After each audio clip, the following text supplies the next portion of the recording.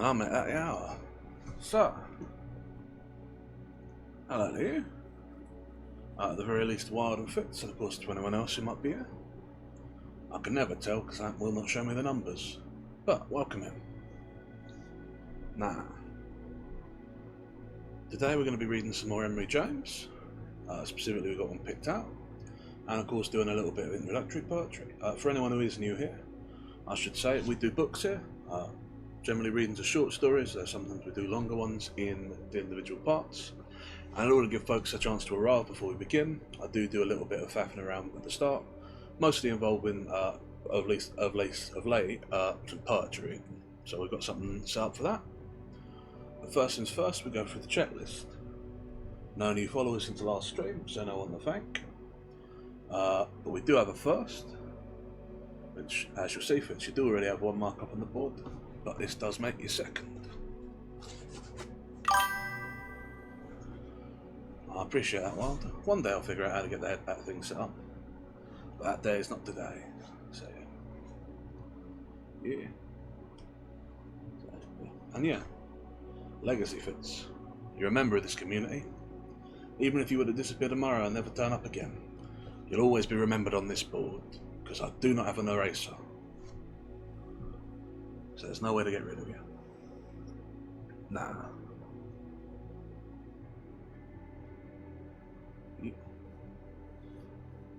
Yeah. Now that said, oh yeah. So run down the checklist. So followers, no. First, yes. No badges, but we do have something to showcase today, which is, where is it? Here we are. In recognition of how fond I am of all of you, and how much I appreciate all of the things you do for this channel, we got a new emote. A little rat heart. Because I love all of you. And also it's probably good to have some emotes that are actually like standard emotive things rather than, you know, I mean, I stand by Mysterious Pouch is fantastic. Mysterious Pouch is very high quality, but you know. A trip to the castle.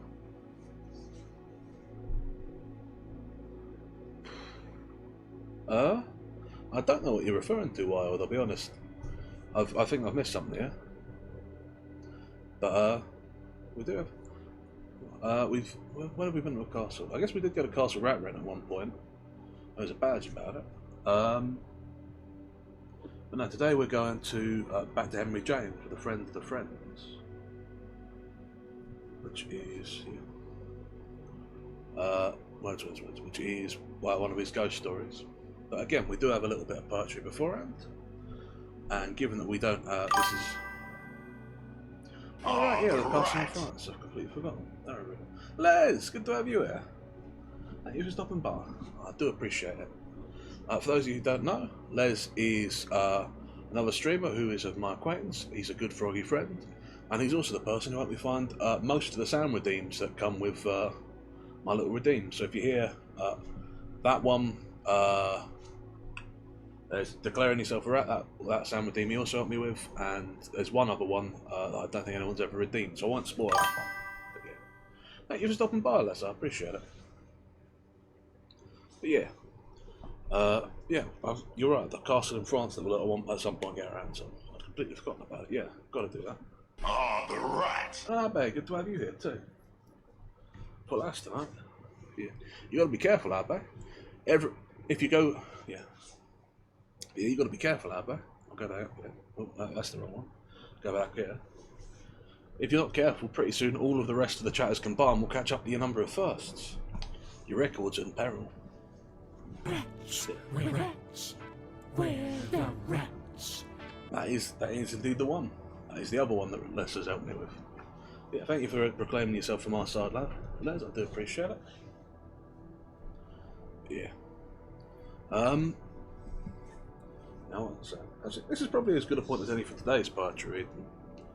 So I do have since we did a bunch of them yesterday, we got a whole bunch of clips, so Lamp's good and happy about that, so I can do one that's a bit longer and less than me. He still insists that they're necessary for getting views, which I don't understand, because I've looked at the clips, and they have gotten no views. I think one of the ones from yesterday has had 1 view, and they've got a couple on YouTube where no one, where people have scrolled past them and not actually watched them. But he's insistent, so we'll do a bit of poetry. But I do like the one we got today, so I'm not going to complain too much. And I think up here is a good point for it, so we'll go for that. But yeah, since we're doing a ghost story of the day, I figured we'd do something a little bit spooky in the poetry department. Now, if you just give me a second to change the mic for the poetry reading set, and we'll get on with it, shall we?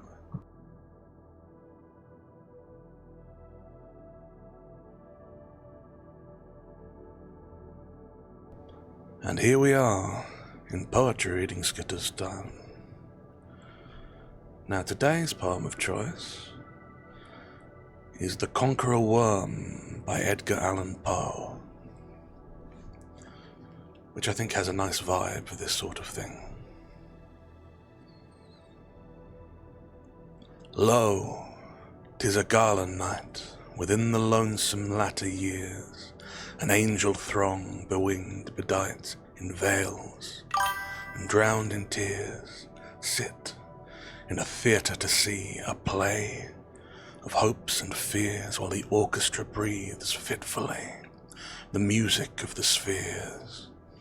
Mimes in the form of God on high mutter and mumble low, and hither and thither fly mere puppets they, who come and go at the bidding of vast formless things that shift the scenery to and fro, flapping from out their condor wings.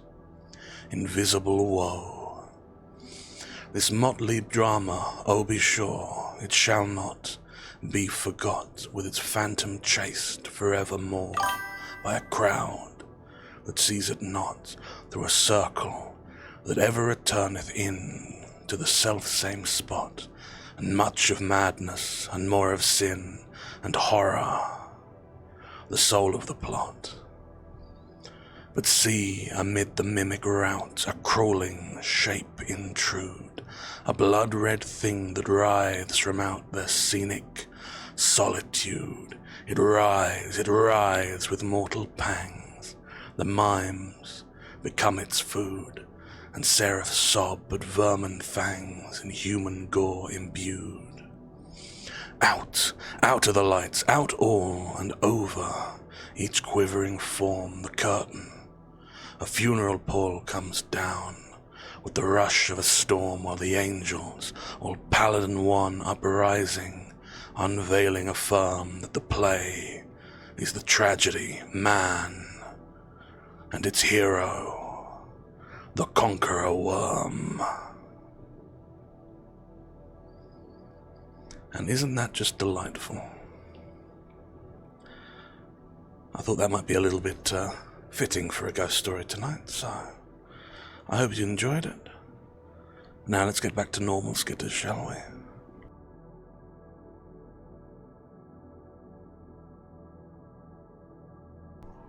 Well, there we are. God, don't know why my voice changes so much when the mic's like that. Crazy. Yeah, and do enjoy your alert world, and I'm glad you enjoy some poem. It's quite a striking poem, it is. I mean, all of his poetry is quite striking. It's a very striking writer. At some point we'll get some of his stories in there, I'm sure, but I just haven't come across any. Lamp lets me... I'm not allowed to look up books online for some reason, but Lamp will let me look up poetry, because he's insistent we need it for the clips, so... Who knows how that works? Seems contradictory and hypocritical to me, but I'm not the magic lamp. So... But yeah, so that's our little intro spiel done. And we're about 10 minutes past the hour, so I'll go and do my little preface spiel now, and then we'll be really ready to begin. So, as I said, today we're doing The Friends of Friends by Henry James. Which is not the longest, probably a little under 2 hours all told. But yeah, as always, if at any point during the reading you miss something, or you feel that I've stumbled over some words and you haven't understood me, or even just you haven't quite understood a paragraph and need to go back over it, let me know and I'm very happy to do so. If you have comments, thoughts or questions, let me know. It looks like this is broken up somewhat into little sections, so I'll probably pause at the end of each one, So if you've got a longer question or a more involved commentary that needs to be addressed, I'll probably do it then. If not, I'm happy to respond during the text if it's just a little aside. Always happy to have a conversation here from anyone who's listening. And if you just want to lurk as well, that's perfectly fine. I appreciate you being there. But that was said, let me have a quick drink of water, just to wet the throat. And then, without any further ado, if you are sitting comfortably, I shall begin.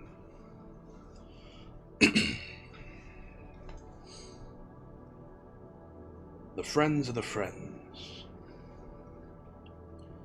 I find, as you prophesied, much that's interesting, but little that helps the delicate question, the possibility of publication. Her diaries are less systematic than I hoped. She only had a blessed habit of noting and narrating. She summarised, she saved. She appears seldom indeed to have let a good story pass without catching it on the wing. I allude, of course, not so much to things she heard, as to things she saw and felt. She writes sometimes of herself, sometimes of others, sometimes a combination. It's under this last rubric that she's usually most vivid. But it's not, you'll understand, when she's most vivid that she's always most publishable. To tell the truth, she's fearfully indiscreet, or has at least all the material for making me so. Taken as an instance, the fragment I send you after dividing it for your convenience into several small chapters. It's the contents of a thin blank book which I've had copied out, and which has the merit of being nearly enough a rounded thing and intelligible on. These pages evidently date from years ago. I've read with the liveliest wonder the statement they so circumstantially make, and done my best to swallow the prodigy they leave to be inferred. These things would be striking, wouldn't they, to any reader? But can you imagine for a moment my place in such a document before the world, even though, as if she herself had desired the world should have the benefit of it, she has given her friends and even named their initials? Have you any sort of clue to their identity? I leave her the floor. 1. I know perfectly, of course, that I brought it upon myself, but that doesn't make it any better. I was the first to speak of her to him. He had never even heard her mentioned. Even if I had happened not to speak, someone else would have made up for it. I tried afterwards to find comfort in that reflection, but the comfort of reflections is thin. The only comfort that counts in life is not to have been a fool. That's a beatitude I shall doubtless ne'er enjoy. Why, you ought to meet her and talk it over, is what I immediately said. Birds with a feather flock together, I told him. I told him who she was, and they were birds with a feather, because if he had news, a strange invention, she had about the same, just such another, or about the same time, just such another, sorry. They were well known to her friends, an incident she was constantly called on to describe. She was charming, clever, pretty, unhappy. It was nonetheless the thing to which she had originally owed her reputation. Being at the age of 18, somewhat abroad with an arm, she had a vision of one of her parents at the moment of death. Their parents were in England, hundreds of miles away, and, so far as she knew, neither dying nor dead. It was by day in the museum of some great foreign town. She had passed alone, in advance of her companions, into a small room, containing some famous work of art, and occupied at that moment by 2 other persons. One of these were an old custodian. A second, before observing him, she took for a stranger, a tourist. She was merely conscious that he were bareheaded and seated on a bench. The instant her eyes rested on him, however, she beheld to her amazement her father, who, as if he had long awaited for her, looked at her in singular distress and an impatience that were akin to reproach. She rushed to him with a bewildered cry. "Papa, what is it?" This was followed by an exhibition of still livelier feeling, when, on her movement, he simply vanished, leaving the custodian and her relations, who were by that time at her heels, to gather round her in dismay. These persons, the official said, the aunt, the cousin, were therefore in a manner witness of the fact at least, of the impression made on her. And there were further testimony of a doctor who were attending one of the party, and to whom it were immediately afterwards communicated. He gave her a remedy for hysterics, but said to the aunt privately, "Wait and see if something doesn't happen at home." Something had happened.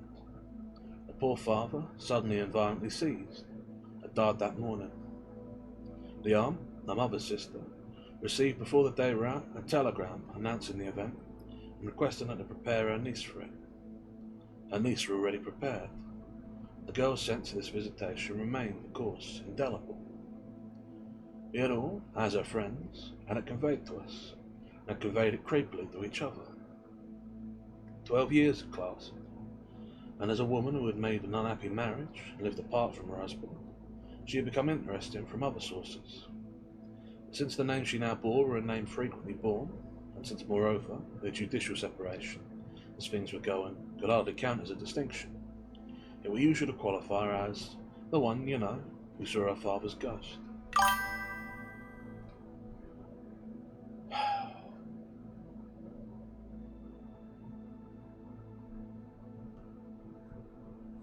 Oop. That's the wrong button.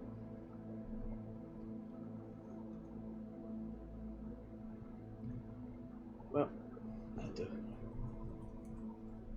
Sorry, oh yeah. As for him, dear man, he had seen his mother's, so there you are.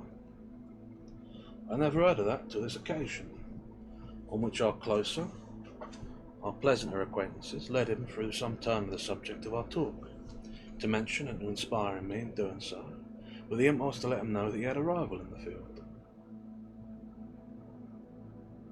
A person with whom he could compare notes. Right on, what? Yeah, right on the lot of you. Understand those believers.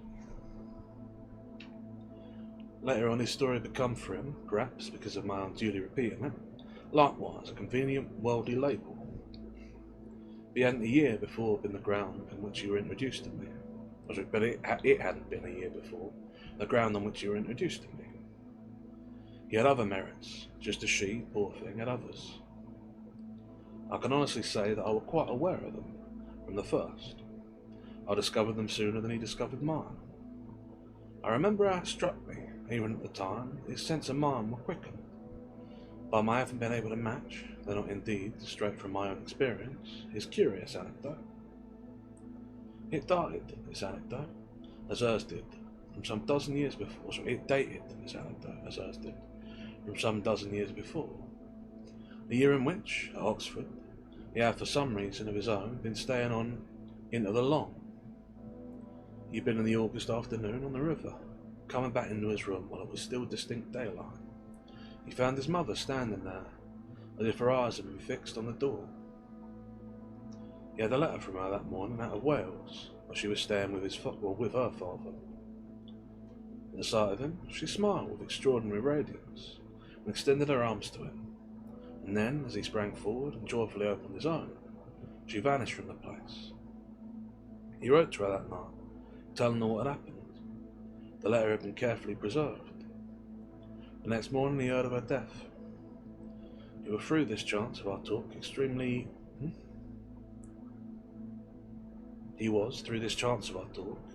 struck with the little prodigy I were able to produce for him. He'd never encountered another case. Certainly, they ought to meet, my friend and he.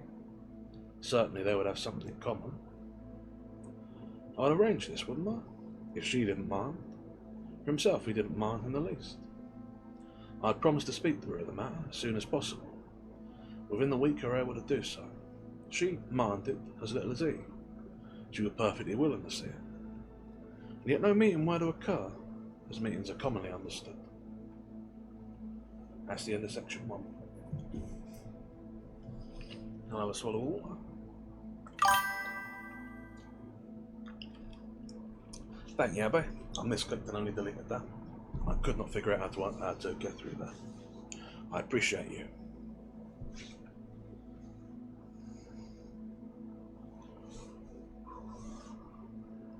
Yeah. And let that be a lesson to any other clankers. The mods stand ready. And by the mods I mean Abba, because we haven't got another one. But yeah. I don't think there's enough in that individual section that would warrant much commentary. So I'll just press on through. So. 2. That's just half my tale. The extraordinary way it were hindered. This were the fault of a series of accidents, but the accidents, persisting for years, become to me and the others a subject of mirth with either party. They were droll enough at first, and they grew rather a bore. The odd thing was that both parties were amenable. It weren't a case of their being indifferent, much less of their being indisposed.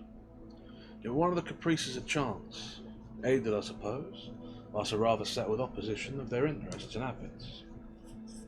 His was centred in his office, his eternal inspectorship, which left him small leisure, constantly calling him away and making him break engagements. He liked society, but he found it everywhere and took it out of Rome. I never knew at a given moment where he was, and there were times when for months together I never saw him. She was on her side practically suburban. She lived at Richmond and never went out. She was a woman of distinction, but not of fashion, and felt, as people said, her situation. Decidedly proud and rather whimsical, she lived her life as she had planned it. There were things one could do with her, but one couldn't make her come to one's parties. One went indeed a little more than seemed quite convenient to hers, which consisted of her cousin, a cup of tea and the view. The tea were good, but the view were familiar, though perhaps not like the cousin, a disagreeable old maid who had been of the group at the museum, and with whom she now lived, offensively so. This connection with an inferior relative, which had partly an economic motive, she proclaimed her companion a marvellous manager, one of the little perversities we had to forgive her. Another was her estimate of the proprieties created by her rupture with her husband. That were extreme. Many persons called it even morbid. She made no advances, she cultivated scruples, she suspected, or I should perhaps rather say she remembered, slights. She was one of the few women I've known whom that particular predicament had rendered modest rather than bold. Dear thing, she had some delicacy, especially marked with the limits she had to set to possible attentions from men. It was always her fault that her husband only wanted to pounce on her. She discouraged if she didn't forbid the visits of male persons, not senile. She said she could never be too careful. When I first mentioned to her that I had a friend whom fate had distinguished in the same weird way as herself, I put her quite at liberty to say, I would bring him out to see me. I should probably have been able to bring him, and a situation perfectly innocent, or at any rate comparatively simple, would have been created. But she uttered no such word. She said, or she only said, I must meet him, certainly. Yes, I shall look out for him. That caused the first delay, and meanwhile various things happened. One of them were that as time went on, she made, charming as she was, more and more friends, and it regularly befell that these friends were sufficiently also friends of his to bring her up in conversation. It were odd that without belonging, as it were, to the same world, or according to the horrid term, the same set, our baffled pair should have happened in so many cases to fall in with the same people, and to make them join in the droll chorus. She had friends who didn't know each other, but who, inevitably and punctually, recommended him.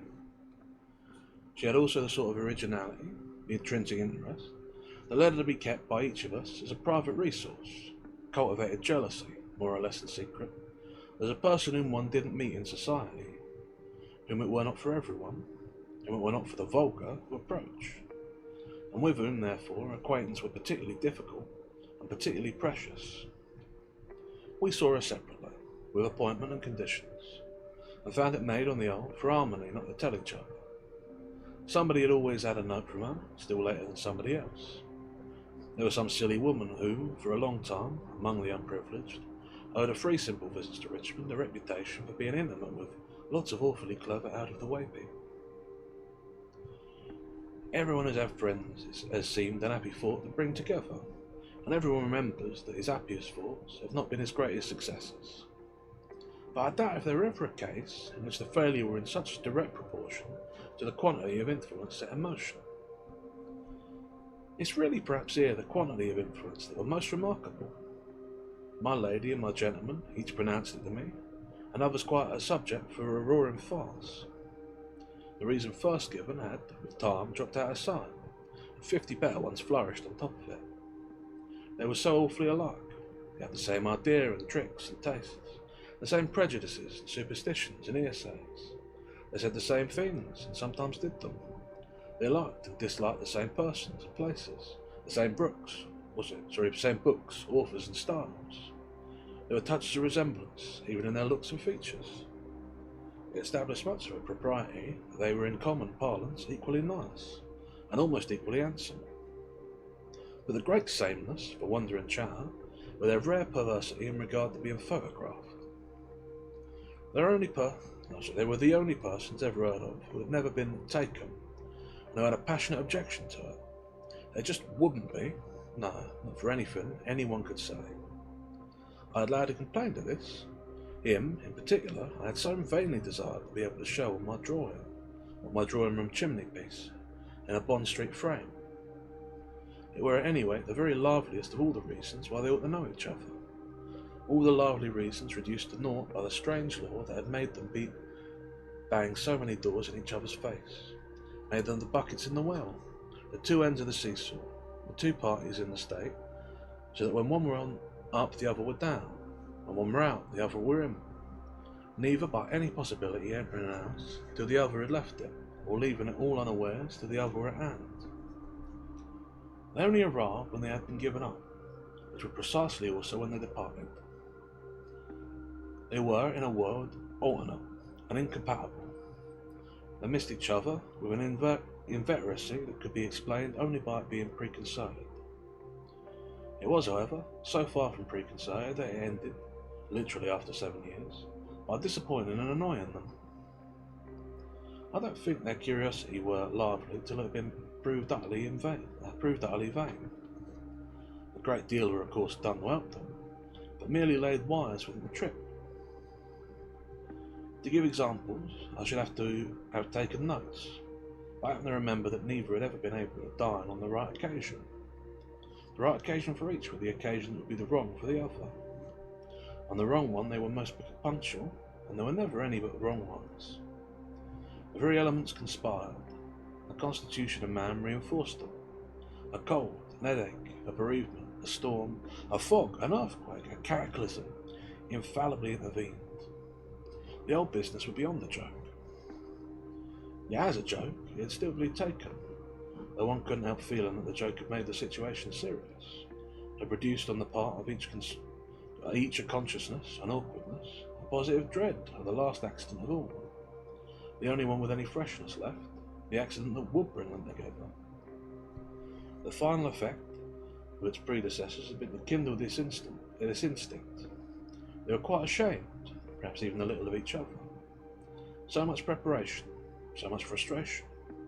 What indeed could be good enough for it all to lead up to? A mere meeting would be mere flatness. Did I see them at the end of years? They often asked, just stupidly confronted. If they were bored by the joke, they might be worse, bored by something else. They made exactly the same reflections, and each, in some manner, was sure to hear of the others. I really think it was this peculiar diffidence that finally controlled the situation. I mean that if they had failed for the first year or two because they couldn't help it, then they kept up the habit because they had, what shall I call it, grown nervous. It really took some lurking volition to account for anything, both so regular and so ridiculous. That's the end of section 2. I pause to have a swallow of water.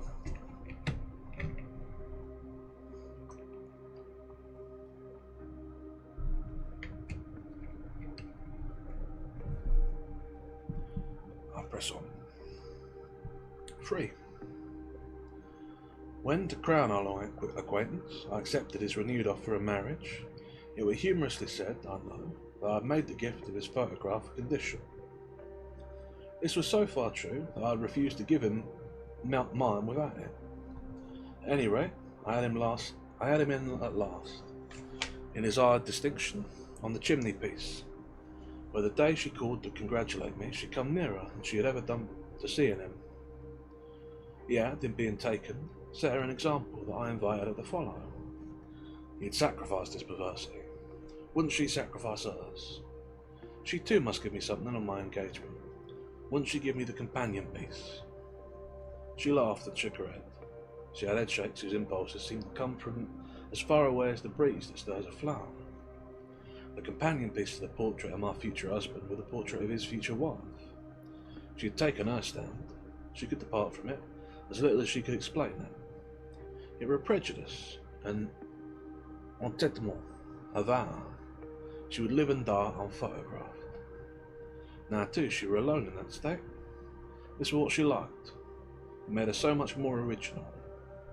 She rejoiced in the fall of her late associate, and looked a long time at his picture, about which she made no memorable remark, though she even turned it over to see the back.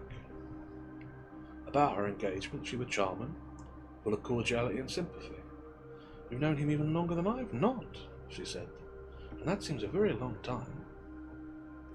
She understood how we had jogged together over hill and dale, and how inevitable it were that we should now rest together. I'm definite about all this, because what followed is so strange that it's a kind of relief to me to mark the point up to which our relation were as natural as ever. It were I myself who, in a sudden madness, altered and destroyed them. I see now that she gave me no pretext. I only found one in the way she looked at the farm face in the Bond Street frame. How then would I have had her look at it? What I had wanted from the first were to make her care for him. Well, that was what I still wanted, up to the moment of her having promised me she would, on this occasion, really aid me to break the silly spell that had kept them asunder. I had arranged with him to do his part if she would as triumphantly do hers. I were on a different footing now. I were on the footing to answer for him. I was positively engaged that at 5 on the following Saturday he should be on the spot. He were out of town on pressing business, but pledged to keep his promise to the letter, return on purpose in an abundant time. "Are you perfectly sure?" I remember she asked, looking grave and considerate. I thought she had turned a little pale. She was tired, and she were indisposed. It were a pity it was to see her after all, at so poor a moment.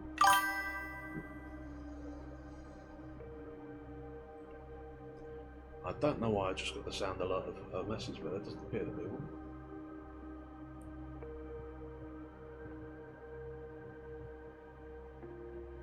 Pity it was to see us after all at so poor a moment. If he only could have seen her 5 years before. However, I replied that this time I was sure, and that success therefore depended simply on upon herself. At 5 o'clock on the Saturday, she would find him in a particular chair I pointed out, the one in which he usually sat, and in which, I didn't mention, he had been sitting when the week before he put the question of our future to me, in the way that had brought me round. She looked at it in silence, just as she had looked at the photograph, while I repeated for the 20th time, it was too preposterous one shouldn't somehow succeed in reducing to one's dearest friend, one's second self. "Am I your dearest friend?" she asked, with a smile that for a moment brought back her beauty. I replied by pressing her to my bosom, after which she said, "Well, I'll come. I'm extraordinarily afraid, but you may count on me." When she had left me, I began to wonder what she were afraid of, but she had spoken as if she fully meant it. The next day, late in the afternoon, I had free lunch from her. She had found on getting home the announcement of her husband's death. She hadn't seen him for 7 years, but she wished me to know in this way before I should hear it of another. It made, however, in her life, strange and sad to say, so little difference, that she would scrupulously keep her appointment. I rejoiced for her. I supposed it would make it at least the difference of her having more money, but even in this diversion, far from forgetting she had said she was still afraid, I seemed to catch sight of reason for her being so. Her fear, as the evening went on, became contagious. The contagion took in my breast the form of a sudden panic.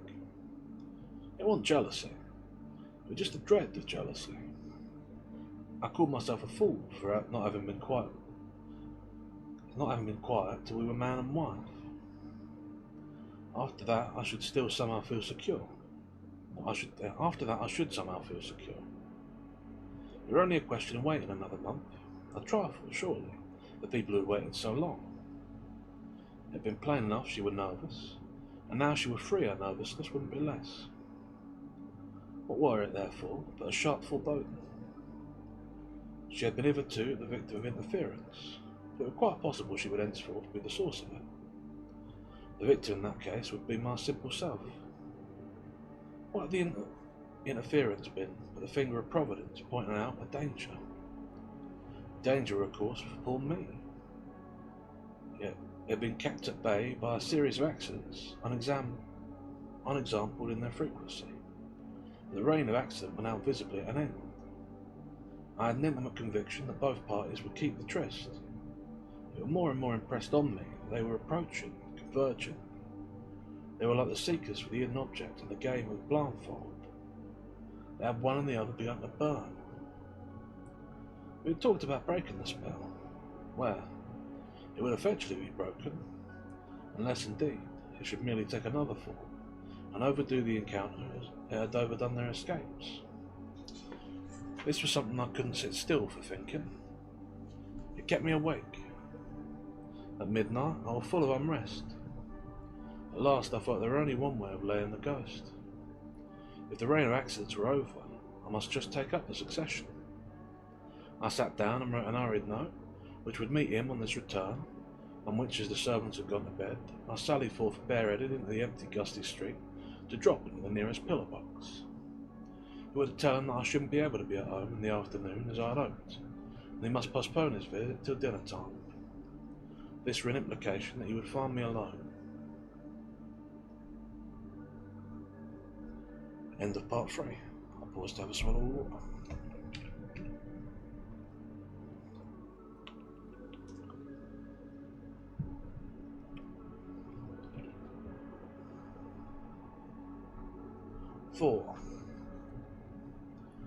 When, accordingly, at 5, she presented herself, I naturally felt false and base. My act had been a momentary madness, but I had at least, as they say, to live up to it. She remained an hour. He, of course, never come, and I could only persist in my perfidy.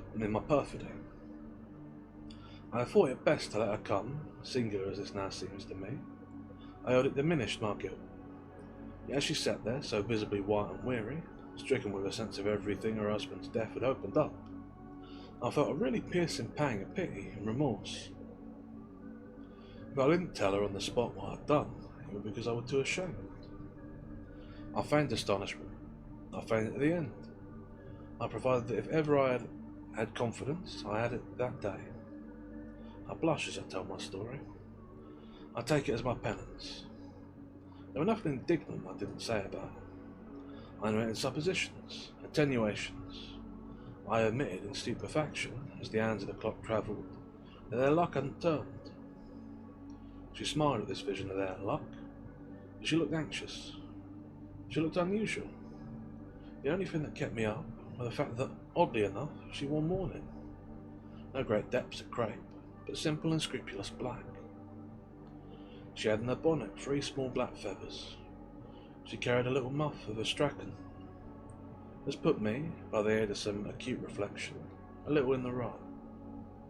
She had written to me that the sudden event made no difference for her, but apparently it made as much difference as that. If she were inclined to the usual forms, why didn't she observe that of not going the first day or 2 out of the tea? There was someone she wanted, so much to see that she couldn't wait till her husband were buried.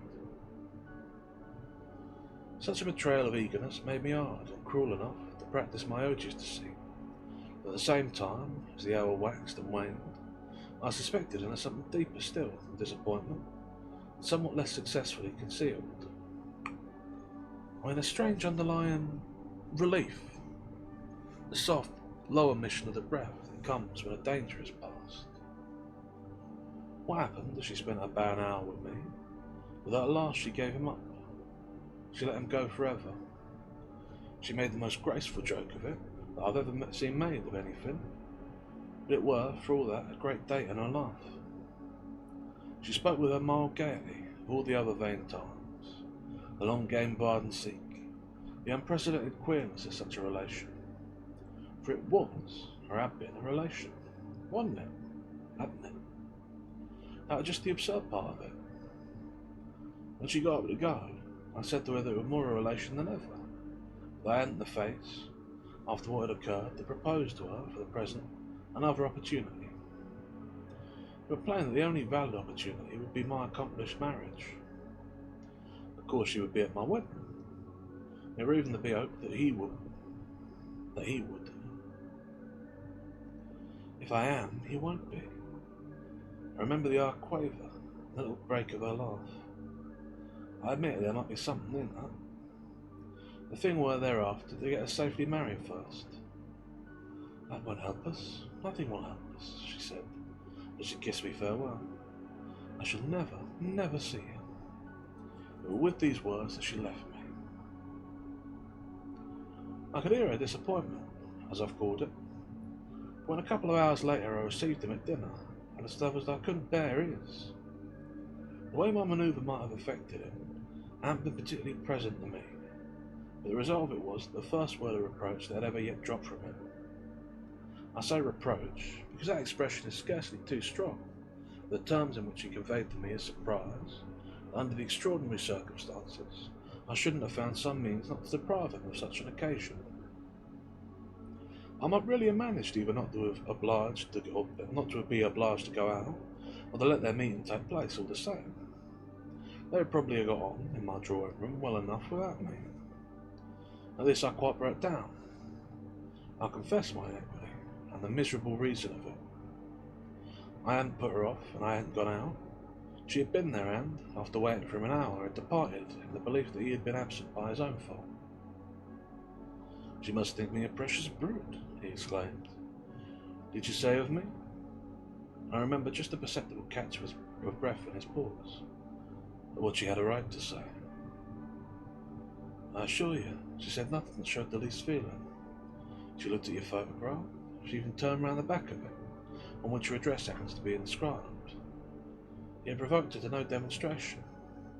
She doesn't care so much as all that. Then why are you afraid of her? It wasn't of her I was afraid of. It was you. Did you think I'd be so sure to fall in love with her? You never alluded to such a possibility before. He went on as I remained silent. Admirable person, as you pronounced her. That wasn't the light in which you showed her to me. Do you mean that if it had been, you'd have managed by this time to catch a glimpse of her? I didn't fear things then, I added. I hadn't the same reason. He kissed me at this, and I remembered that she had done so an hour or two before. I felt for an instant as if he were taken from me, my lips, the very pressure of hers. In spite of kisses, the incident had shed a certain chill, and I suffered horribly from the sense that he had seen me guilty of fraud. He had seen it only through my frank avowal, but I was unhappy as if I had a stain on my face. I couldn't get over the manner of his looking at me when I spoke of her apparent indifference to him, his not having come. For the first time since I had known him, he seemed to express doubt in my word.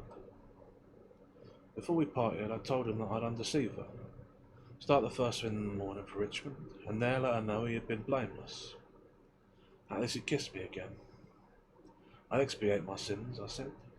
I'd humble myself in the dust. I'd confess and ask to be forgiven. At this he kissed me once more. That's the end of section 4. I'll move to have my little drink.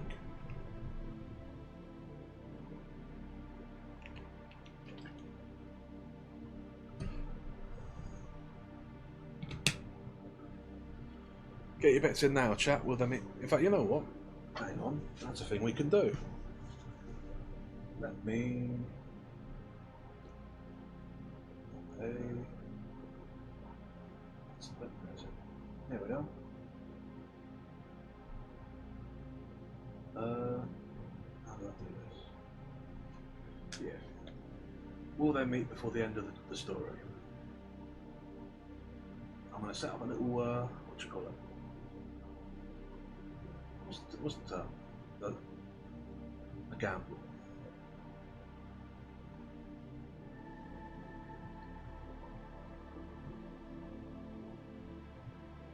Yeah.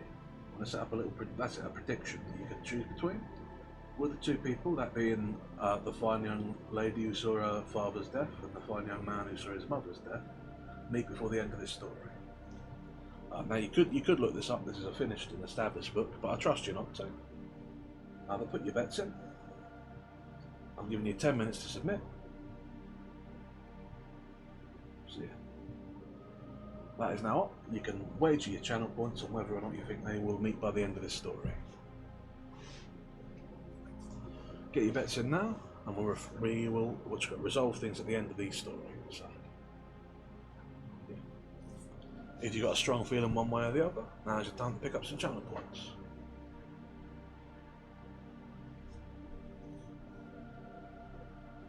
I don't believe I can wager on this because I am the mod, otherwise I would put some points on one side or the other. But yeah, you've got 10 minutes, so get your bets in.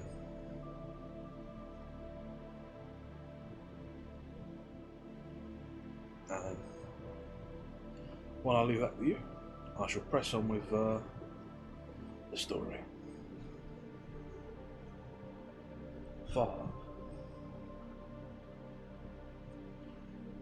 On the train the next day, it struck me as a good deal for him to have consented to. My purpose was firm enough to carry me on. I'm out at the long hill where the view begins, and then I knocked at her door. I was a trifle mystified by the fact that her blinds were still drawn, reflecting that if the stress of my compunction I had come early, I'd certainly allowed people time to get up. Actually, I'm going to pause here before we carry on, just to say, if you do, I'm gonna make a call now because it's a ghost story. If they meet after one of them has already died and is a ghost, I'm gonna say that doesn't count. They have to meet while they're alive if you're making your bets now. Just before anyone makes a wager on that count. Yeah. I'd certainly allow time for people to get up. At home, Mum, she's left forever. I was extraordinarily startled by this announcement of the elderly parlour maid. She's gone away. She's dead, Mum, please. Okay, well, never mind. If they do meet as ghosts, I will now say that actually it does count, because otherwise that has rather spoiled the ending, huh?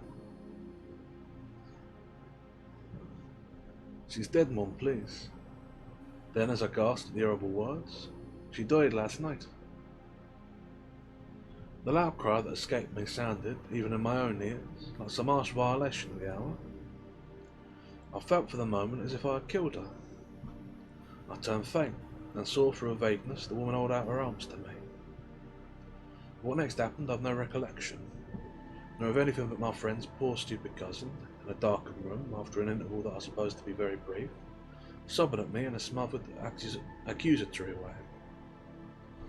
I can't say how long it took me to understand, to believe, and then to press back with an immense effort that pang of responsibility which, superstitiously and sanely, had been at first almost all I was conscious of.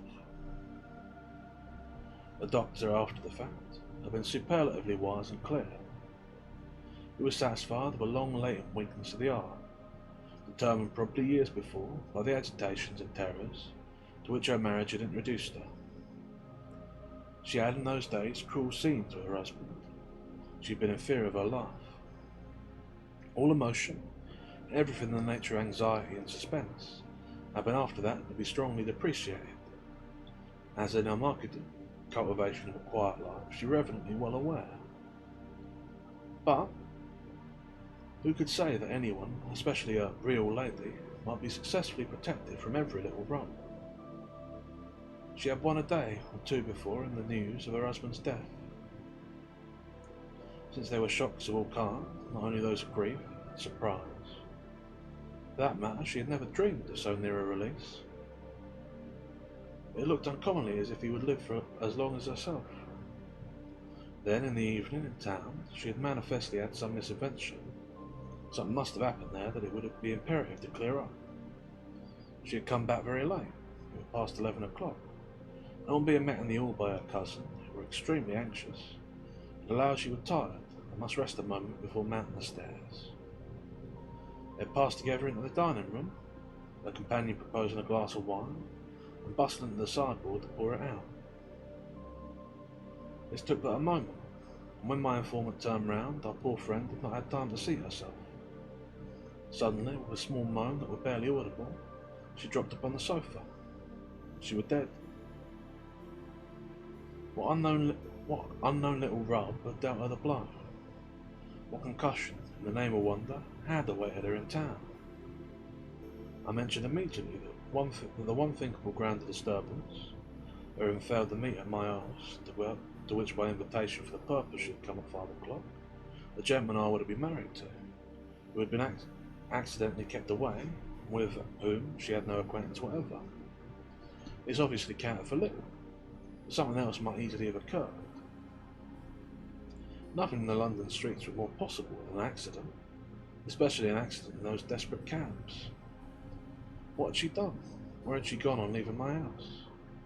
I had taken for granted she had gone straight home. We both presumably remembered that in her excursion to town she sometimes, for convenience, for refreshment, spent an hour or two at the Gentleman, a quiet little ladies' club, and I promised that it should be my first care to make that establishment an earnest appeal. Then we entered the dim and dreadful chamber where she lay locked up in death, and where, asking after a little to be left alone with her, I remained for half an hour. Death had made her, and kept her beautiful, but I felt above all, as I kneeled at her bed, that it had made her and kept her silent. It had turned the key on something, I was concerned to know. On my return from Richmond, and after another duty had been performed, I drove to his chambers. For the first time, but I often wanted to see them. On the staircase, which, as the house contained 20 sets of rooms, were unrestrictedly public, I met his servant, who went back with me and ushered me in. At the sound of my entrance, he appeared in the doorway of the further room, and the instant we was alone, I produced my news. She's dead. Dead. He was tremendously struck, and I noticed he had no need to ask whom, in this abruptness, I meant. She died last evening, just after leaving me. He stared with the strangest expression, his eyes searching mine as if for a trap. Last evening, after leaving you. He repeated my words in stupefaction. Then he brought out, so that we're in stupefaction I heard, impossible. I saw her.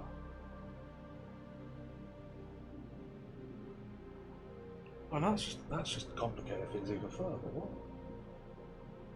So he saw her, which means that I guess it will depend on whether they interact or not, whether that's a count or not. Right, well, I'll say. You saw her on that spot where you stand. This called back to me after some instant, as if to help me take it in, the great wonder of the warning of his youth. The hour of death, I understand, as you so beautifully saw your mother. Ah, not as I saw my mother. Not that way, not that way. He was deeply moved by my news, far more moved, it was plain, than he would have been the day before. It gave me a vivid sense that, as I had then said to myself, there were indeed a relation between them, that he had actually been face to face with her. Such an idea, by its reassertion of extraordinary privilege, would have suddenly presented him as painfully abnormal, hadn't he vehemently insisted on the difference. I saw her living. I saw her to speak to her. I saw her as I see you now. It's remarkable that for a moment, though only for a moment, I found relief in the more personal, as it were, but also the more natural of the two odd facts. The next, I embraced this image of her having come to him on leaving me, and just what it accounted for in the disposal of her time. I demanded, with a shade of harshness, of which I were aware. What on earth did she come for? He had now a minute to think, to recover himself and judge her effects, so that if it was still with excited eyes he spoke, he showed a conscious redness and made an inconsequent attempt to smile away the gravity of his words. She came just to see me. She came after what had passed at your house, so that she should, nevertheless, at last meet. The impulse seemed to me exquisite. That was the way I took it. I looked around the room where she had been. Where she had been. I never had to now. It was the way he took it, the way she expressed it.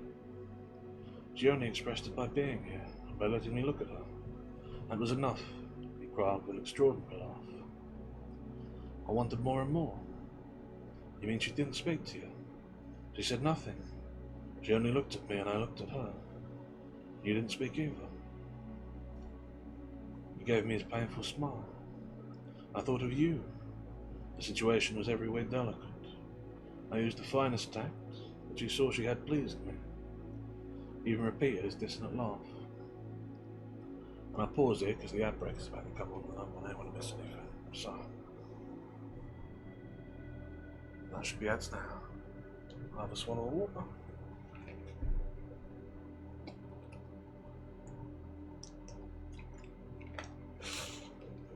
And, well, that was an hell of a thing about the predictions there, back and forth. Right, well, the submissions are closed, and there was only one bet made, which is in favour, so whoever that was, you're almost certainly getting paid out. That is assuming you can get paid. I don't actually know how these work. I don't know if only one side bets, you don't get anything. I wish I could like sweeten the pot a little bit with some channel points, but I just can't because I have infinite ones and it won't let me bet on anything. Otherwise, I'd put a little wager on each side just to make it. Some people got some. So. Yeah, and this is me talking, assuming that whoever is placed the channel points bet can hear me, because I know that some people do get the ads, some people don't. But yeah, this is an unusual story. It's another one of those ones that seems mostly not to be a ghost story, it just has ghostly elements to it, like the first one we did, the Owen Wingate asset. Wingrave, not Wingate. Yeah. It's an odd one. Interesting though. But yeah, it seems pretty clear that they've met here, but I am going to hold off on announcing anything until the end of it, in case it turns out that this is some sort of twist or trick or lie or whatever that he's doing to like get one for some other reason. We'll wait until the end of the story to pay out the prediction, but yeah, if things are true as they stand, then I think yes, the yeses have it.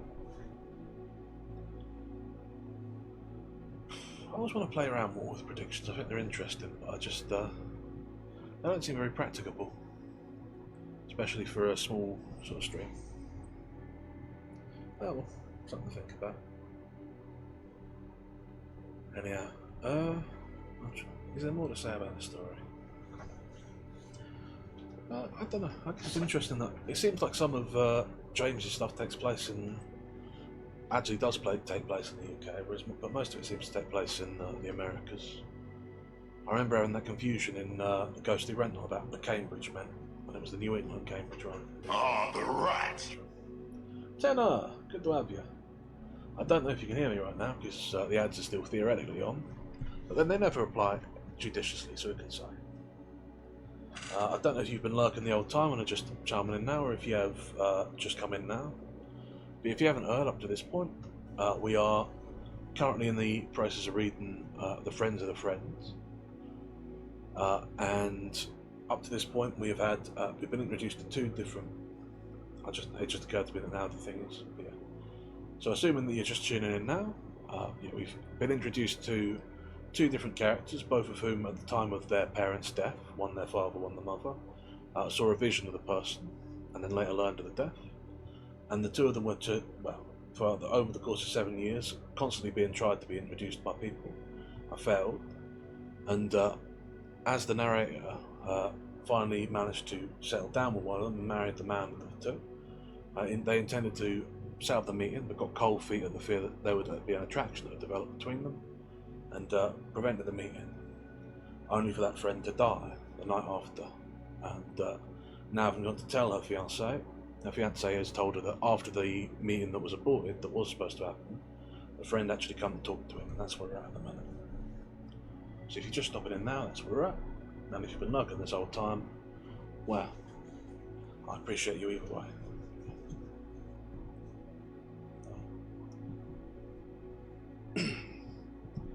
And you didn't speak either. You gave me again this painful smile. I thought of you. The situation was everywhere delicate.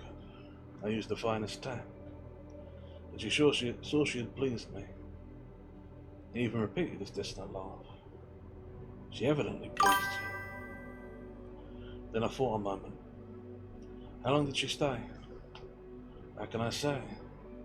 It seemed 20 minutes, but it was probably a good deal less. 20 minutes of silence. I began to have my definite view, and now, in fact, quite close to it. Do you know you're telling me a thing positively monstrous? You've been standing with his back to the fire, this, with a pleasing look you come to me. I beseech you, dearest, to take it kindly. I could take it kindly, and I signified as much. I couldn't somehow, as he would rather awkwardly open his arms, let him draw me to him. So there fell between us an appreciable time and a discomfort of great silence. That's the end of section 5. I won't pause for a drink because I drunk during the outbreak, so we'll press right on. 6. He broke it up by presently saying, "There's absolutely no doubt of her death?" "Unfortunately none.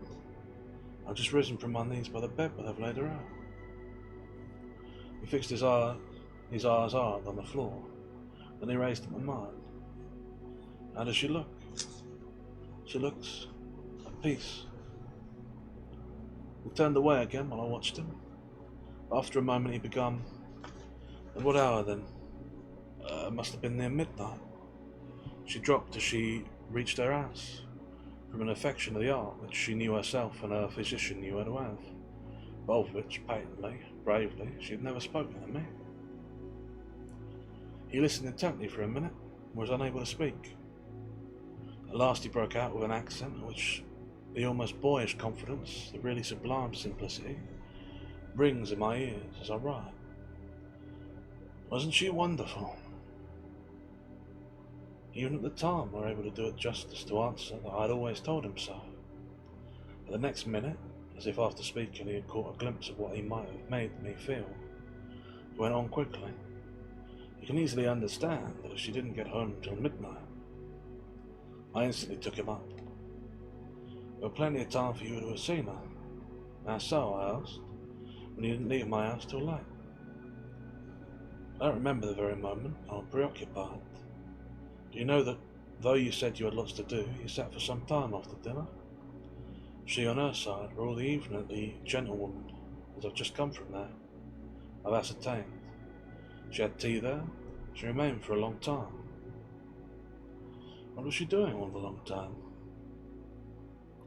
I saw him eager to challenge at every step my account of the matter, and the more he showed this, the more I moved to emphasise the version to prefer with apparent perversity an explanation which only deepened the marvel of the majesty, which, of the two prodigies, he had to choose from my reviving jealousy found easier to accept. He stood there pleasing with a candour that now seems to me beautiful for the privilege of having, in spite of supreme defeat, known the living woman. Well, I, with a passion I wanted to day, that still smoulders in a manner in its ashes, could only reply that, for a strange gift shared by her with his mother, and on her own side likewise hereditary, the miracle of his youth had been renewed for him, the miracle of hers for her. She had been to him, yes, and by an impulse as charming as he liked, but she hadn't been in the body. It was a simple question of evidence. I had, I maintained, a definite statement of what she had done most of the time at the little club. The place was almost empty, but the servant had noticed her. She had sat motionless in a deep chair by the drawing-room fire. She had leaned back her head. She had closed her eyes. She had seemed softly to sleep. I see. But at what o'clock? There, I were obliged to answer. The servants fail me a little. The portress in particular is unfortunately a fool, even though she too is supposed to be a gentlewoman. She reverently at that period of the evening without a substitute, and against the regulations, absent for some little time, from the cage in which it's her business to watch the comings and goings. She'd muddled, she palpably prevaricates, so I can't positively, from her observations, give you an hour. It remarked towards 10:30 that our poor friend were no longer at the club. In suiting him down to the ground, she came straight here, and from here she went straight to the train. She couldn't have run it so close, I declared. That reference she particularly never did. There was no need of running it close, my dear. She had plenty of time. Your memory's at fault about my having left you late. I left you, as it happens, unusually early. I'm sorry my stay with you seemed long, for I was back here by 10. Put yourself into your slippers, I retorted, and fall asleep in your chair. You slept till morning. You saw her in a dream. He looked at me in silence, with sombre eyes that showed me he had some irritation to repress. Presently I went on. You had a visit at an extraordinary hour from a lady. Swat. Nothing in the world is more probable. There are ladies and ladies. How in the name of goodness, if she were unannounced and dumb, and you had into the bargain ne'er seen the least portrait of her, how could you identify the person we're talking of? Haven't I to absolute satiety how to described? I'll describe her for you in every particular. Don't, I cried, with a promptness that made him laugh once more. I coloured at this, but continued. Did your servant introduce her? He wasn't here. He's always away when he's wanted. One of the features of this big house is that from the street door the different floors are accessible practically without challenge. My servant makes love to a young person employed in the room above these. He had a long bout of it last evening. He's out on that job till he leaves my outer door, on the staircase, so much ajar as to enable him to slip back without a sound. The door that only requires a push. She pushed it. That simply took a little courage. A little? It took tons. It took all sorts of impossible calculations. Well, she had them. She made them. Mind you, I don't deny for a moment, he added. It was very wonderful. Something in his tone kept me at time from trusting myself to speak. At last I said, how did she come to know where you live? By remembering the address and the little label the shop people happily left sticking to the frame I had made for my photograph. And how was she dressed? In mourning, my own dear. No great depth of crepe, but simple and scrupulous black. She had in her bonnet 3 small black feathers. She carried a little muff of astrakhan. She has near left the eye, she continued. She has near the left eye, he continued, a tiny vertical scar. I stopped him short. The mark of a caress from her husband. Then I added, how close she must have been to her.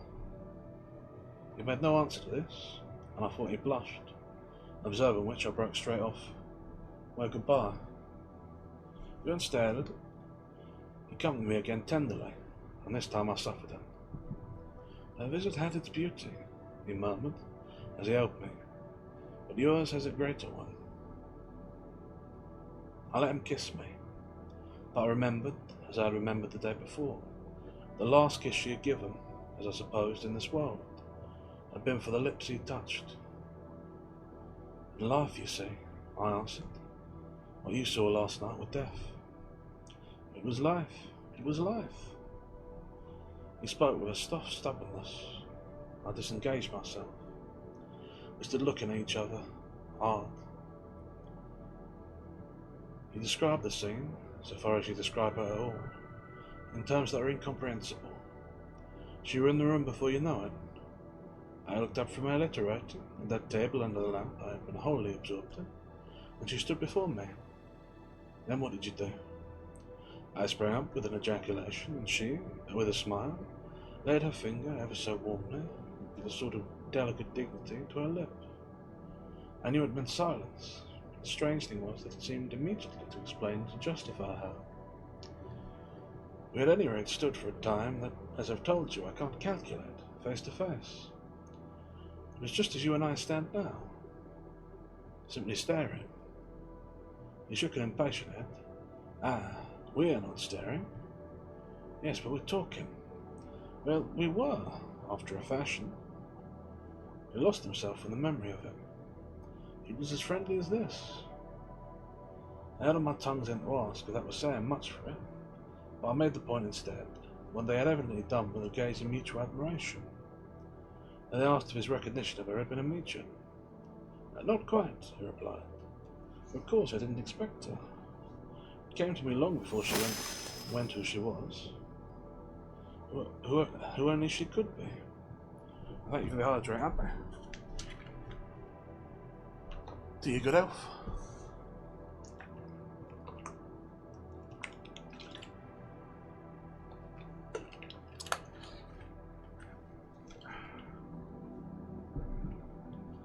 It came to me long before she went who she was. Only she could be. I thought a little. How did she at last go? Just as she arrived. The doors opened behind her and she passed out. Was she rapid? Slow? Rather quick, but looking behind her, he smiled the while. I let her go, for I perfectly knew I was to take it as she wished. I was conscious of exhaling a long, vague sigh. Well, you must take it now as I wish. You must let me go.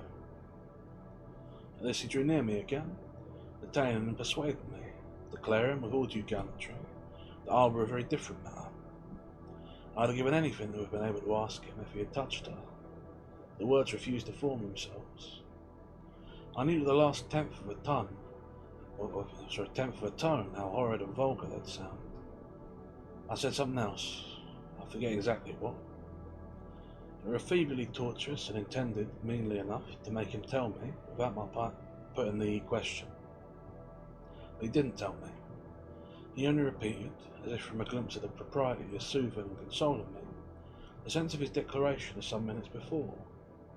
The assurance that she were indeed exquisite, as I'd always insisted, but that I were his real friend and his very own forever. This led me to reassert, in the spirit of my previous rejoinder, that I had at least the merit of being alive, which in turn drew from him again the flash of contradiction I dreaded. Oh, she was alive. She was. She was dead. She was dead. I asseverated with an energy, a determination it should be so, which comes back to me now almost as grotesque. And the sound of the word, as it rang out, filled me suddenly with horror, and all the natural emotion the meaning of it might have evoked in another condition, gathered and broke in a flood. It rolled over me that here were a great affection quenched, and how much I had loved and trusted her.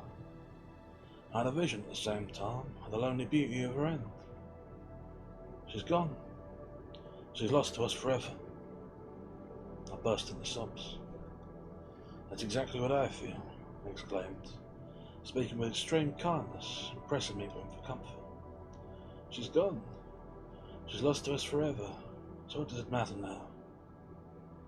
He bent over me, and when his face had touched mine, I scarcely knew if it were wet with my tears or his own. That's the end of part 6. Have another swallow of water. Press on.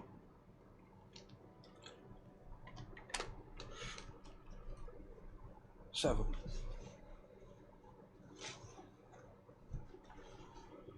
But my theory, my conviction had become, as I may say, my attitude, that they had still never met. And it was just on this ground I felt it generous to ask him to stand with me at her grave. He did so very modestly and tenderly, and I assumed, though he himself clearly cared nothing for the danger, that the solemnity of the occasion largely made up of one person who had known them both, and had a sense of the long joke, would sufficiently deprive his presence of all light association. On the question of what had happened the evening of her death, little more passed between us. I had been taken by an horror of the element of evidence. On either hypothesis it would gross and prying. He on his side lacked producible corroboration. Everything, that is, a statement of his house-porter on his own admission, a most casual and intermittent personage, that between the hours of 10 o'clock and midnight, no less than 3 ladies in deep black had flitted in and out of the place. This proved far too much. He had neither of us any use for free. He knew I considered I had accounted for every fragment of her time. We dropped the matter as settled. We abstained from further discussion. What I knew, however, was that he abstained to please me, rather than because he yielded to my reason. He didn't yield. He were only indulgent. He clung to his interpretation because he liked it better. He liked it better, I held, because it had more to say to his vanity. That, in a similar position, wouldn't have been its effect on me, though I had doubtless quite as much. But these are things of individual humour, and as to which no person can judge for another. I should have supposed it more gratifying to be the subject of one of these inexplicable occurrences than the chronicled in vellum books and disputed about at learned meetings. I could conceive of the part of being just engulfed in the infinite and still vibrating with human emotion, and nothing more fine and pure, more high and august, than such an impulse of reparation, of admonition, or even of curiosity. That were beautiful, if one would, and I should in his place have thought more of myself for being so distinguished and so selected. But publicly he had already had that long figure in the light, and what was such a fact in itself, but almost a proof? Each of the strange visitations contributed to establish the other.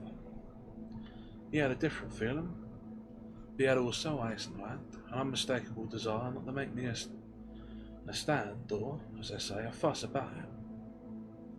I might believe what I liked, the more so that the whole thing were in a manner of mystery of my producing.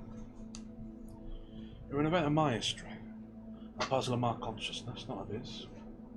Therefore he would take about it any tone that struck me as convenient. We had both, at all events, other business on hand. We were pressed with preparations for our marriage. Mine were assuredly urgent, but I found as the days went on that to believe what I liked were to believe what I was more and more intimately convinced of. I found also that I didn't like it so much as that it come to, that the pleasure at all events were far from being the cause of my conviction. My obsession, as I may really call it, and as I began to perceive, refused to be overed away, as I had hoped, by my sense of paramount duties. If I had a great deal to do, I still had more to think of. The moment come when my occupations were gravely menaced by my thoughts. I see it all now, I feel it, I live it over. It's terribly void of joy. It's full intended to overflowing of bitterness, and yet I must do myself justice. I couldn't have been other than I were. The same strange impression had I, to meet them again, would produce the same deep anguish, the same sharp doubts, the same still sharper certainties. Oh, it's all easy to remember than to write, but even could I retrace the business hour by hour, I could find terms for the inexpressible. The ugliness and the pain would quickly stay my hand. Let me then note very simply and briefly, a week before our wedding day, 3 weeks after her death, I knew in all my fibres that I had something very serious to look in the face, and that I were to make this effort. Or that if I were to make this effort, I must make it on the spot, and before another hour should elapse. My unextinguished jealousy, that were the Medusa mask. It hadn't died with her death, it had lividly survived, and it were fed by suspicions unspeakable. They would be unspeakable today, that is, if I hadn't felt the sharp need of uttering them at the time. This need took possession of me, to save me, as it seemed, from my fate. And once it had done so, I saw the urgency of the case, the diminishing hours and shrinking interval. Only one issue, that of absolute promptness and frankness. I could at least not do him the wrong of delaying another day. I could at least treat my difficulty as too fine for a subterfuge. Therefore, very quietly, but nonetheless abruptly and hideously, I put it before him on certain evening that we must reconsider our situation and recognise that it had completely altered. He stared bravely. How in the world altered? Another person has come between us. You took but an instant to think. I won't pretend not to know whom you mean. He smiled in pity for my aberration. He meant to be kind. A woman dead and buried. She's buried, but she's not dead. She's dead for this world. She's dead for me. But she's not dead for you. You hark back to the different construction we put on her appearance that evening. No, I answered. I hark back to nothing. I've no need of it. I've more than enough of what's before me. And pray, darling, what might that be? You completely changed. By that absurdity? He laughed. Not so much by it. Not so much by that one, as by other absurdities that have followed it. And what may they have been? We faced each other fairly. Vastly didn't flinch. But he's had a dim, strange light, and my certitude triumphed in his perceptible paleness. You really pretend, I asked, not to know what they are? My dear child, he replied, you describe them too sketchily. I considered a moment. One may well be embarrassment to finish the picture, but from this point of view, and from the beginning, what were ever more embarrassing than your idiosyncrasy? He invoked his vagueness, a thing he always did beautifully. My idiosyncrasy, your notion, your notorious, your particular power. He gave a great shrug of impatience, a groan of overdone disdain. Oh, my particular power. Your accessibility that forms a life, I coldly went on. Your command of impressions, appearances, contacts, closed, for our gain or our loss, to the rest of us. That were originally part of the deep interest with which he inspired me. One of the reasons I were amused. I were indeed positively proud to know you. You're a magnificent distinction. It's a magnificent distinction still. But of course I had no provision then of the way it would operate now. And even if that had been the case, I should have had none of the extraordinary way in which his action would affect me. To what in the name of goodness, he pleadingly inquired, are you fantastically alluding? And as I remained silent, gathering a tone for my charge, how in the world does it operate? He went on. And how in the world are you affected? She missed you for 5 years, I said, and she never misses you now. You're making it up. Making it up? You were going to turn from white to red. You see her. You see her every night. He gave a loud sound of derision, but I felt it reinforce. She comes to you as she came that evening, I declared. Having tried it, she found she liked it. I was able, with God's help, to speak without blind passion or vulgar violence. Those were the exact words, and far from sketchy they then appeared to me. But I uttered. He had turned away in his laughter, clapping his hands at my folly, but in an instant he faced me again with a change of expression that struck me. Do you dare to deny, I then asked, that you habitually see her? He had taken the line of indulgence, of meeting her halfway and kindly humouring me. At all events, he, to my astonishment, suddenly said, Well, my dear, what if I do? It's your natural right. It belongs to your constitution and your wonderful, if not perhaps quite enviable fortune. But you'll easily understand that it separates us. I unconditionally release you. Release me? You must choose between me and her. He looked at me hard. I see. Then he walked away a little, as if grasping what I had said, and thinking how he had best to treat her. At last he turned at me afresh. How on earth do you know such an awfully private thing? You mean because you tried so hard to hide it? It is awfully private, and you may believe I should never betray you. You've done your best, you've acted your part. You've behaved, poor dear, loyally and admirably. Therefore I've watched you in silence, playing my part too. I've noticed every drop in your voice, every absence in your eyes, every effort in your indifferent hands. Hey, Naska, thank you, it's new. Thank you for dropping by. If you're just dropping in now, we're most of the way through Friends of the Friends. Long story short, two people very alike in sort of their character managed to avoid meeting each other for 7 years despite acquaintance.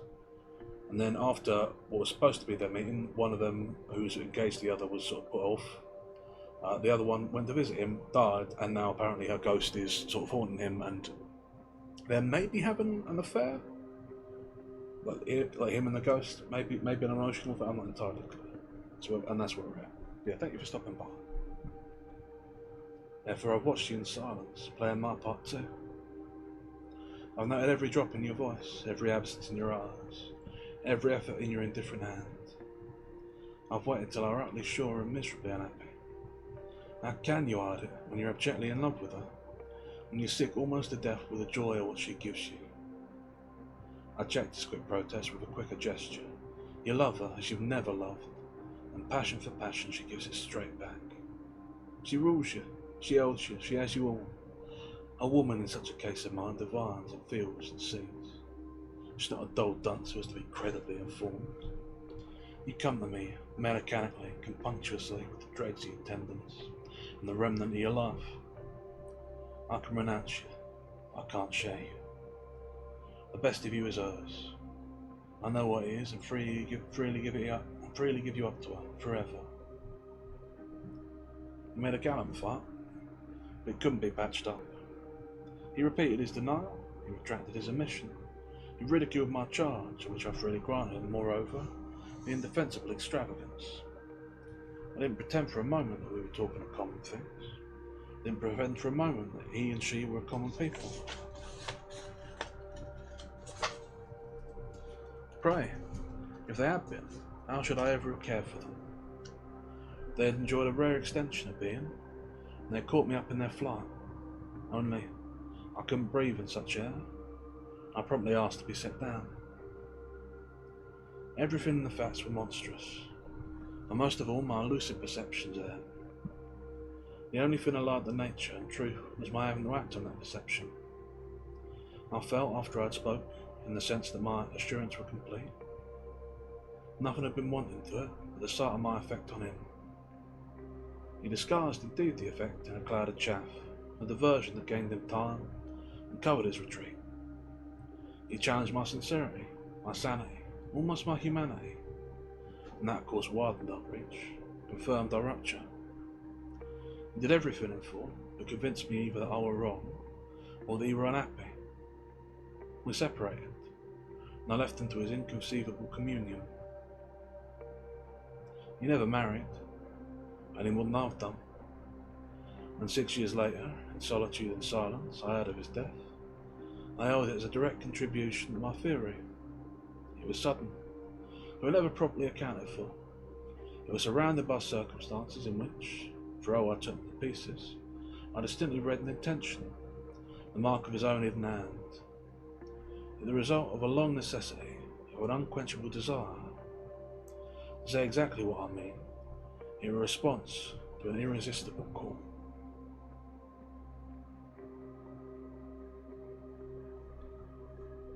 And that's the end of the Friends of the Friends.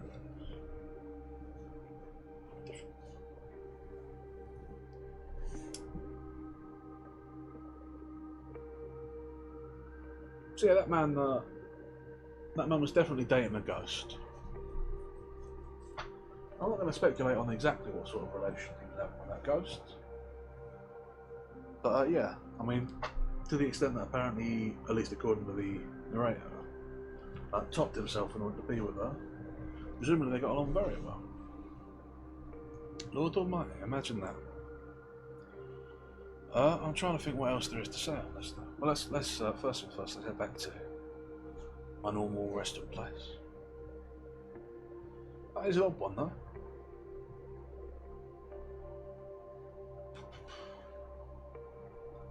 I think, yeah. I mean, there's basically two interpretations you can have of this one. Either it is, as is sort of laid out by the narrator, that he is in some sort of strange supernatural paranormal relationship with this woman after his death, on account of their sort of shared I guess ESP, extrasensory perception, whatever. Or that the narrator herself is sort of mad and has broken off her marriage in sort of a response, like a grief response basically, to the death of her friend, to whom she had just sort of majorly misled and lied. There's some validity to both. You're very welcome, Abba. I hope you've enjoyed it. Same way from You're very welcome, Teller.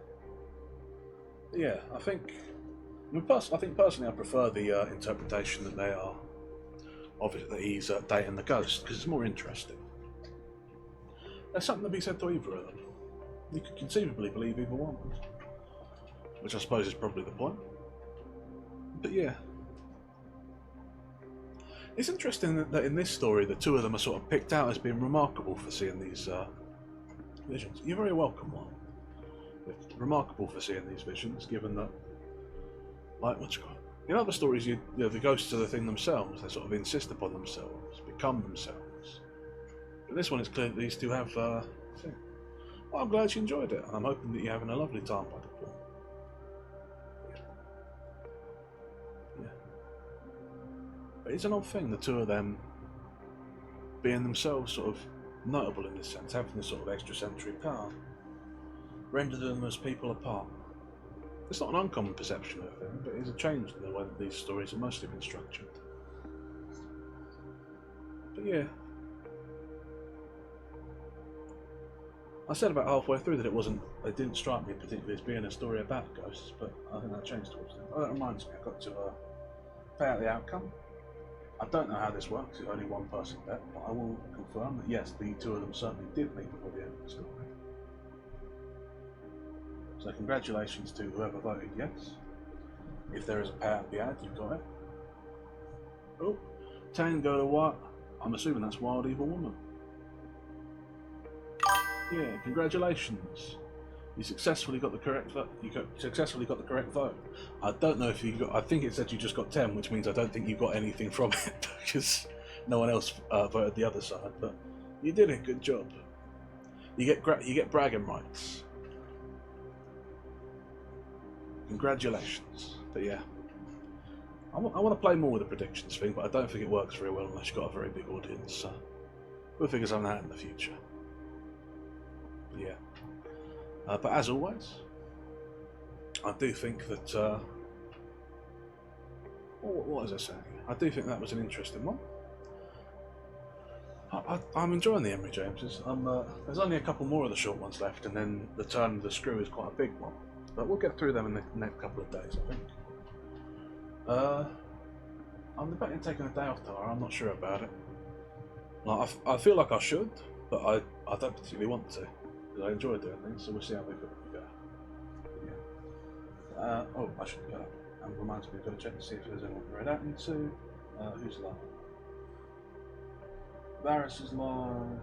Varus is live. I guess we're reading into Varus. So we're reading into Varus. He's doing pixel art, so if you want to come by for that, feel free. If you don't want to, feel free as well. But yeah, I do appreciate all of you having been there. I appreciate you, coming by and listening to the stream. I hope you enjoyed yourselves. Yeah, it's nice. It's nice that Wild and Ted are able to meet up here. I know you don't see that much of each other in the rest of the sort of day, but it's nice that you get that chance. Yeah, I do thank you all for being here. I hope you have a lovely rest of your day. Up again until the next of my streams, whether that be tomorrow or the day after. And as always, ta-ra.